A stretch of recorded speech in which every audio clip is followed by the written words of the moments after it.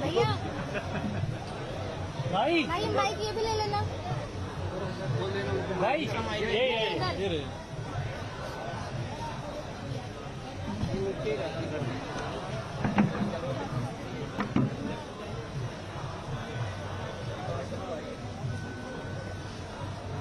शुरू करें जी। एक सेकंड ऐसे तो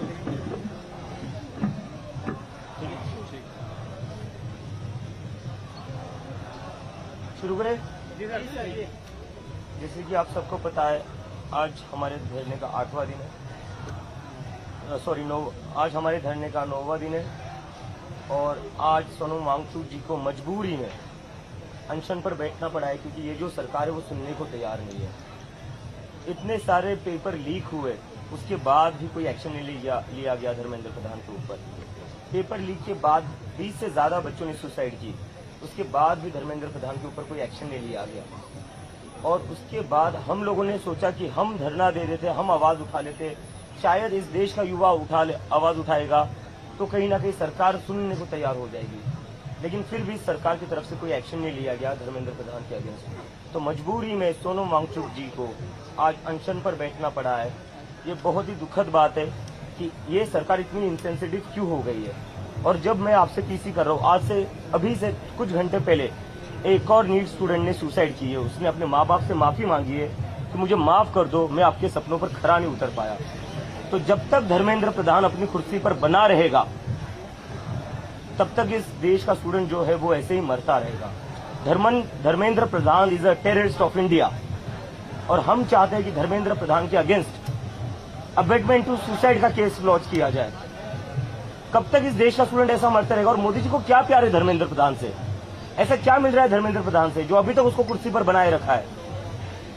1 करोड़ से ज्यादा स्टूडेंट्स परेशान है, रोज स्टूडेंट सुसाइड कर रहे हैं।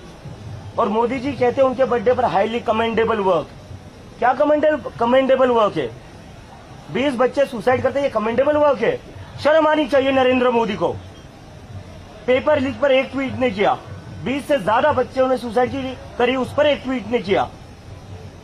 लेकिन धर्मेंद्र प्रधान के बर्थडे पर ट्वीट करते। ये देश के प्रधानमंत्री या एक पार्टी के बस प्रेसिडेंट बनकर रह गए। नरेंद्र मोदी या तो पार्टी चला ले या देश चला ले। अगर देश चलाना है तो उन्हें नीट पेपर लीक पर बोलना पड़ेगा, नीट पर बोलना पड़ेगा, स्टूडेंट्स की सुसाइड पर बोलना पड़ेगा। लगा रखा है highly commendable work, highly commendable work, efficient minister. क्या एफिशिएंसी है? बच्चों को मारना एफिशिएंसी है उनकी। और अगर नरेंद्र मोदी धर्मेंद्र प्रधान का इस्तीफा नहीं लेते तो कहीं ना कहीं इन बच्चों का खून नरेंद्र मोदी के हाथों पर भी लगे, जिम्मेदारी उन पर भी आएगी। तो नरेंद्र मोदी के पास अभी भी वक्त है, या तो वो धर्मेंद्र प्रधान को हटा दे, नहीं तो फिर जनता उनको हटा देगी। क्योंकि इस तरह इस देश के स्टूडेंट्स मर नहीं सकते। हर रोज स्टूडेंट सुसाइड कर रहे हैं। अभी इस थोड़े घंटे पहले मैंने न्यूज पढ़ी, एक और नीट के स्टूडेंट्स ने सुसाइड करी है। और क्या हो रहा है? मन की बात देख रहे हैं धर्मेंद्र प्रधान जी, नरेंद्र मोदी जी मन की बात कर रहे हैं। कौन से डिल्यूजन में रह रहे हैं ये लोग? और इतने कैसे बेशर्म हो गए ये कि बच्चे रोज सुसाइड कर रहे हैं और वो प्रधानमंत्री अपना मस्त किसी दुनिया में रह रहा है, अपनी मन की बात कर रहा है। अरे स्टूडेंट्स के मन की बात सुन लो यार, उन परिवारों के मन की बात सुन लो जिनके बच्चों ने सुसाइड करी है। बोर हो गए हम 12 साल से आपका मन की बात सुनकर, पका दिया है पूरे देश को। उनके अपने मंत्री भी उनके मन की बात नहीं सुनते अब। तो मोदी जी धर्मेंद्र प्रधान को निकाल दीजिए, वरना जनता आपको निकाल देगी। और दूसरी बात, अभी जब से सोनम सर यहाँ पर अनशन पर बैठे हुए, हमने दिल्ली पुलिस को रिक्वेस्ट किया है कि एक पोर्टेबल टॉयलेट तो अंदर लाने दीजिए। सोनम सर अनशन पर बैठ रहे, उनकी तबीयत जैसे जैसे अनशन आगे बढ़ते जाएगा तबीयत खराब होते जाएगी।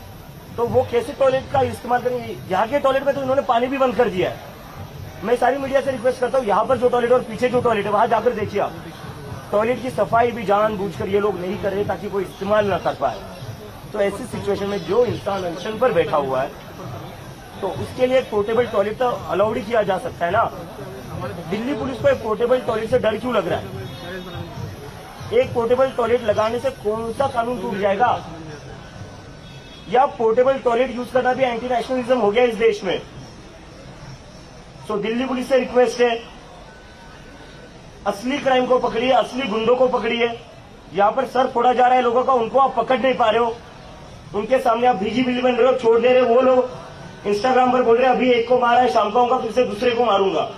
तो हमारा पानी रोकने की बजाय, हमारा खाना रोकने की बजाय पोर्टेबल टॉयलेट लगाने दो हमें, वो रोको मत। और कुछ ना अच्छा काम कर लो, गुंडों को पकड़ लो जो यहाँ आ रहे हैं, लोगों को मारपीट कर रहे हैं। देश को बहुत उम्मीद है, देश से ज्यादा आपके बच्चों को बहुत उम्मीद है, आपके बच्चे आपको हीरो समझते हैं। तो हीरो वाला काम करिए, ये तुच्छी हरकतें मत करिए।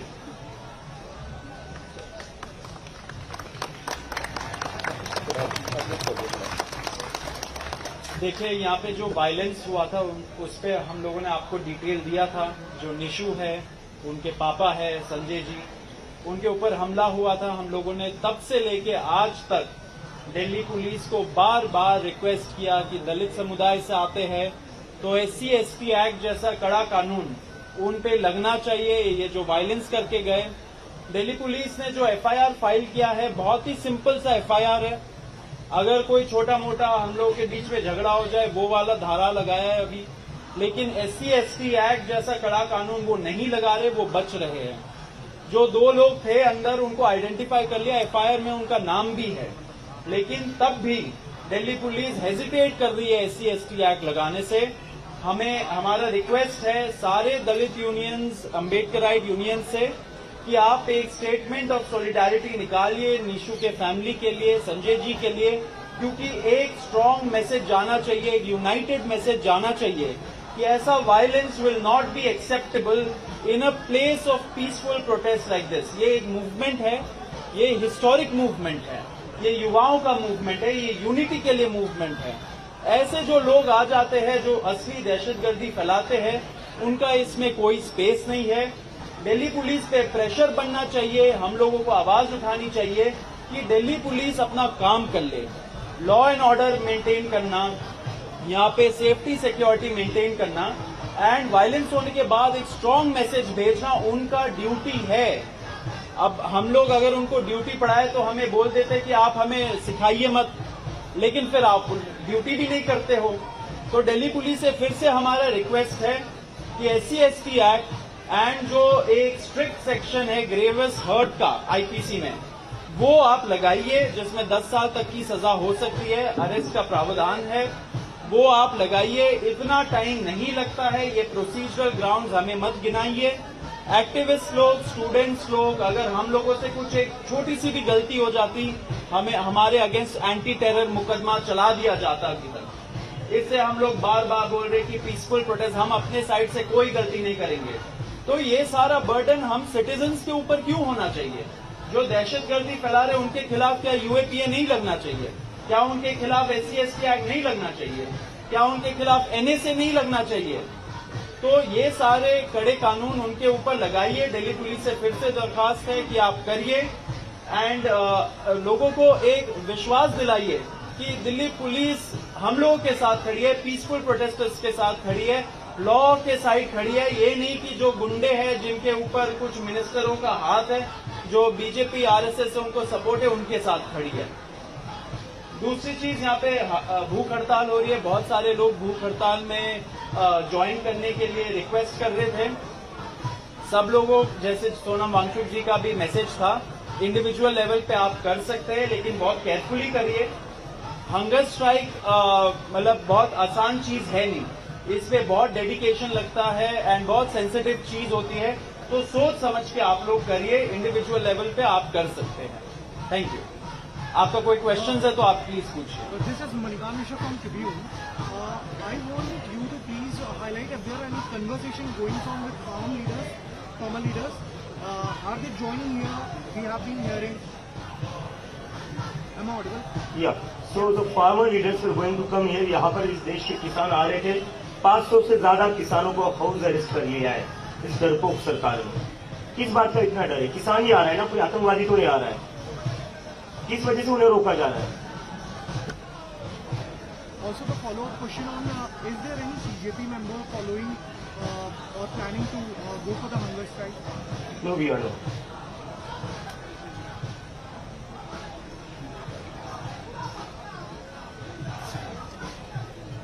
कोई और क्वेश्चन? Okay, thank you.